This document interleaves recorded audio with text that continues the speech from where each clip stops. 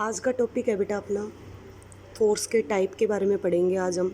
तो यहाँ पे बेटा सबसे पहले देखो, मैंने लास्ट अपनी वीडियो में आपको बताया था फोर्स। फोर्स क्या होता है? Anything which can we pull and push is called force. ठीक है, किसी भी चीज़ को अगर हम खींचते हैं, धक्का लगाते हैं, तो एक अफर्ट्स पैदा होता है। उस अफर्ट्स को ही क्या बोलते हैं? फोर्स कहते हैं, बल कहते हैं। ठीक है, तो यहाँ पे हम इसके टाइप के बारे में पढ़ते हैं। तो बेटा टाइप जो है इसके दो होते हैं, एक तो होता है अपना कॉन्टैक्ट फोर्स और एक हमारा होता है नॉन कॉन्टैक्ट फोर्स। नाम से ही पता लग रहा है कॉन्टैक्ट मतलब अगर ऑब्जेक्ट क्या हो, अगर जो फोर्स ऑब्जेक्ट कॉन्टैक्ट में आके हो, और नॉन कॉन्टैक्ट जो इफर्ट्स विदाउट कॉन्टैक्ट पैदा हो जाए तो उसको क्या बोलेंगे? Non contact. तो सबसे पहले हम बात कर रहे हैं यहाँ कॉन्टैक्ट फोर्स की। तो कॉन्टैक्ट फोर्स जो है बेटा, इसके हम एग्जांपल देते हैं तो 3 टाइप्स के इसके हैं। एक तो मस्कुलर, मैकेनिकल और थर्ड होता है हमारा फ्रिक्शनल फोर्स। तो सबसे पहले मैं आपको बताती हूँ मस्कुलर फोर्स। मस्कुलर फोर्स वो फोर्स होता है जो हम अपनी मसल्स के द्वारा लगाते हैं, मतलब मसल्स के द्वारा लगाए जाने वाला फोर्स क्या कहलाता है? आपका मस्कुलर फोर्स कहलाता है। जैसे बैलगाड़ी खींची जाती है कार्ट के बुल के द्वारा, कार्ट ड्राइवन बाय बुल्स। आपने देखा होगा जो बैल है वो बैलगाड़ी को, ठीक है ना, खींचता है किसके द्वारा? उसकी मसल्स के द्वारा। तो फोर्स कौन सा एग्जर्ट हुआ? Muscular force. या आपने देखा होगा आप किसी चीज़ को उठा के, मतलब किसी चीज़ को कैच कर रहे हो या पकड़ रहे हो, होल्ड कर रहे हो, तो किसकी वजह से?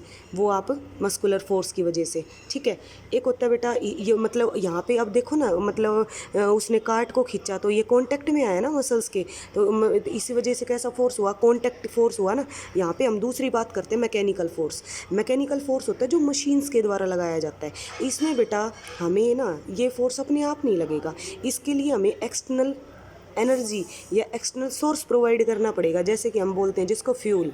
ठीक है, फ्यूल। जैसे गाड़ी चलेगी तो गाड़ी जब चलेगी तो हम एक स्थान से दूसरे स्थान पर पहुंचेंगे, मैकेनिकल वर्क हो गया हमारा। लेकिन वहाँ पे जब गाड़ी चली तो वो अपने आप थोड़ी ना चली, रेस्ट में खड़ी थी। जब हमने उसके इंजन को स्टार्ट किया तो इंजन को स्टार्ट करने के लिए क्या डालना पड़ा?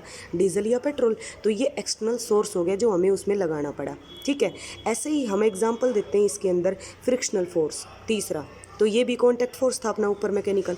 अब हम फ्रिक्शन फोर्स की बात करते हैं। फ्रिक्शनल फोर्स वो होता है बेटा जो अपोज करता है मोशन का। आपने देखा होगा बॉल ग्राउंड के ऊपर रोल कर रही है और कुछ समय के बाद वो रुक गई। क्यों रुकी भाई? यहाँ फोर्स, अगर ये बॉल इस राइट साइड में जा रही थी तो फ्रिक्शनल फोर्स इसके अपोजिट डायरेक्शन में मिलेगा, तभी तो ये गाड़ी रुकी है, अदरवाइज थोड़ी ना रुकती। मान लो ये बॉल रुकी है, क्यों रुकी है? क्योंकि इसके अपोजिट डायरेक्शन में फ्रिक्शन फोर्स था। फ्रिक्शन क्या होता है? The force that oppose the direction of motion. जो क्या होगा? डायरेक्शन ऑफ मोशन का अपोज करे उसको फ्रिक्शन कहते हैं, और फ्रिक्शन के द्वारा फोर्स जो पैदा होता है उसको फ्रिक्शनल फोर्स कहते हैं। तो यहाँ पे बॉल का रुकना, बॉल को आपने रोल कर दिया और वो रुक गई, किसकी वजह से रुकी? फ्रिक्शन फोर्स की वजह से, फ्रिक्शनल फोर्स। और फ्रिक्शनल फोर्स पैदा किसकी वजह से होता है? वो होता है बेटा इररेगुलरिटीज, इंटरलॉकिंग इररेगुलरिटीज। इरेगुलरिटीज़ ये देखो, जैसे जिक जैक मैंने लगा दिया यहाँ पे और ये बॉल रुकी है तो इसके ऊपर ये जैसे मिट्टी पर रुकी तो ये इसमें इंटरलॉक्ड हो गई, जैसे इंटलेक्ट हो गई। ठीक है ना, तो वो रुक गया उसकी वजह से। इसके बाद हम बात करते हैं बेटा नॉन कॉन्टैक्ट फोर्स की।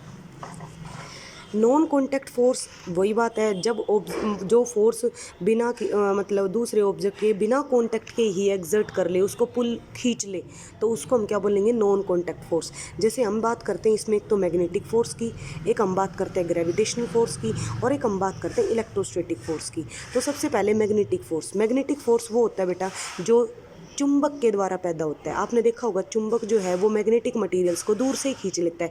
जैसे लोहा है, लोहा वो चुंबक के द्वारा दूर से खींच जाता है, उसमें कोई फोर्स थोड़ी ना लगाना पड़ रहा है। आपने यहाँ पे लोहे का ऑब्जेक्ट रख दिया, यहाँ पे चुंबक रख दिया, तो वो उसको अट्रैक्ट कर लेता है दूर से ही, एक डिस्टेंस से ही। तो वो किसकी वजह से हुआ? Magnetic force. ऐसे ही आपने देखा होगा दो चुंबक अगर आपने सेम डायरेक्शन में, सेम उसमें अपोजिट पोल्स में रख दिए तो क्या करेंगे? वो एक दूसरे को अट्रैक्ट। लेकिन अगर वो क्या रखे आपने अपोजिट सेम पोल में रखे तो वो एक दूसरे को क्या करेंगे? रिपेल। तो ये भी किसकी, कौन सा फोर्स हो गया? आपका मैग्नेटिक फोर्स। दूसरा होता है बेटा ग्रेविटेशनल। ग्रेविटेशनल फोर्स होता है जो दो ऑब्जेक्ट्स के बीच में लगता है।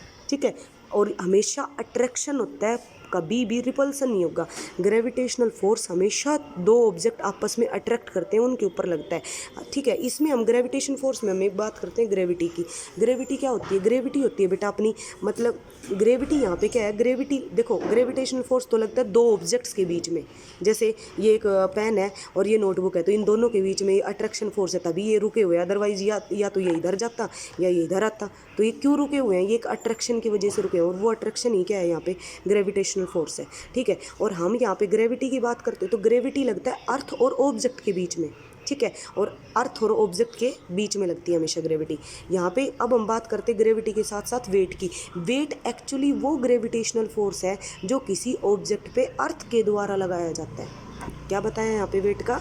वो एक्चुअल ग्रेविटेशनल फोर्स जो किसी बॉडी पे अर्थ के द्वारा लगाया जाएगा उसको हम क्या बोल लेंगे? ग्रेविटेशनल फोर्स, सॉरी हाँ जी, वेट बोल लेंगे। इसके बाद हम बात करते हैं कि इलेक्ट्रोस्टैटिक फोर्स। इलेक्ट्रोस्टैटिक फोर्स वो होता है बेटा जो रबिंग के द्वारा, मतलब चार्ज के द्वारा पैदा होता है, उसको हम बोलते हैं इलेक्ट्रोस्टैटिक फोर्स। स्टैटिक मतलब रुका हुआ, जो चार्ज रुका हुआ होता है उसको बोलते हैं स्टैटिक। चार्ज जो है वो रबिंग के द्वारा पैदा होता है। आपने देखा होगा जब आपस में आप, जैसे ये पेन है, ये एक इंसुलेटिंग मटेरियल, इसको अगर सिल्क के कपड़े से रब करूँगी या फिर मैं अपने सिर के बालों से, हेयर से रब करूँगी, तो ये क्या करेगा? चार्ज हो जाएगा और पेपर के छोटे छोटे टुकड़ों को क्या करेगा? अट्रैक्ट करेगा। जैसे मैं इसको चार्ज करके अभी चार्ज कर रही हूँ और चार्ज करके पेपर के टुकड़े आपके सामने लिखती हूँ, ये देखो पेपर के टुकड़े आपको लिख के दिखाते हैं। ये इनको क्या करेगा? अट्रैक्ट करेगा। एक बार मैं फिर से रब करती हूँ क्योंकि ये न्यूट्रल हो गया था। ये देखो, ये इन पेपर के टुकड़ों को अट्रैक्ट कर रहे हैं ना, ये अट्रैक्ट कर रहा है। ये किसकी वजह से? ये चार्ज, रबिंग के द्वारा क्या पैदा हो गया? चार्ज पैदा हुआ। तो ये एक दूर से कांटेक्ट बना रहा है, मतलब दूर से बिना टच किए कांटेक्ट बना रहा है। भाई दूर से कैच कर रहा है ना उनको। ये तीनों ऐसे फोर्स हैं जो बिना किसी कांटेक्ट के दूर से ही चीज़ों को अट्रैक्ट करते हैं। तो इसीलिए कैसे फोर्स हो गए? नॉन कॉन्टैक्ट फोर्स हो गई। यहाँ पे बेटा जो हम इलेक्ट्रोस्टैटिक की बात करें, इसमें चार चीज़ आई है। चार्ज क्या होता है? अब आपसे पूछ लिया जाए कि चार्ज क्या है, तो चार्ज यहाँ पे हम बताते हैं। चार्ज जो है ना बेटा, उसको हम बोलते हैं आवेश। चार्ज होता है किसी ऑब्जेक्ट की वो प्रॉपर्टी, या तो वो अट्रैक्ट करे या फिर वो क्या करे? रिपेल करे। और चार्ज दो प्रकार के होते हैं, नेगेटिव और पॉजिटिव, ऋणात्मक और धनात्मक। और इलेक्ट्रोस्टैटिक फोर्स जो है वो एक नॉन कॉन्टैक्ट फोर्स इसी वजह से है क्योंकि वो चार्ज के द्वारा पैदा होता है, ठीक है। यहाँ पे आज हमारी जो वीडियो है वो यहाँ तक ही है। अब इससे रिलेटेड क्वेश्चन आप फाइंड कर लेंगे।